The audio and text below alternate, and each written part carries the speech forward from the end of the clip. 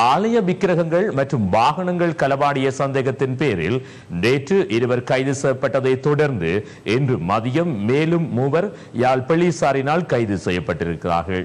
யாழ்குடாவின் பல ஆலயங்களில் ஆலய வாகனங்கள் மற்றும் விக்கிரகங்கள் கடந்த சில மாதங்களாக திருடர்களாக திருடப்பட்ட நிலையில் நேற்று யாழ் போலீசார் நல்லூர் கொண்டலடி விநாயகர் மற்றும் கொண்டலடி பைரவர் ஆலயத்தில் இருந்து களவு போன வாகனங்கள் சிலவற்றை பொதுமக்கள் வழங்கிய தகவலின் அடிப்படையில் மீட்டனர்.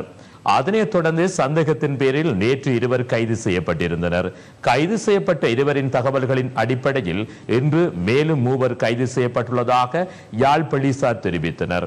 மீட்கப்பட்ட பொருட்கள் நல்லூர் கொண்டலடி விநாயகர் மற்றும் கொண்டலடி பைரவர் ஆலயத்தில் இருந்து களவு போன வாகனங்கள் என அடையாளம் காணப்பட்டுள்ளன.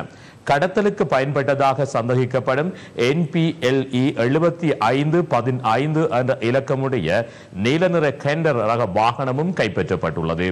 அத்துடன் ஆலயங்களில் இடம்பெற்ற தொடர் கொள்ளை சம்பவத்துடன் தொடர்புடையவைகளை கைது செய்ய 2 விசேட போலீஸ் குழுக்கள் அமைக்கப்பட்டுள்ளதாக போலீஸ் தகவல்கள் தெரிவிக்கின்றன.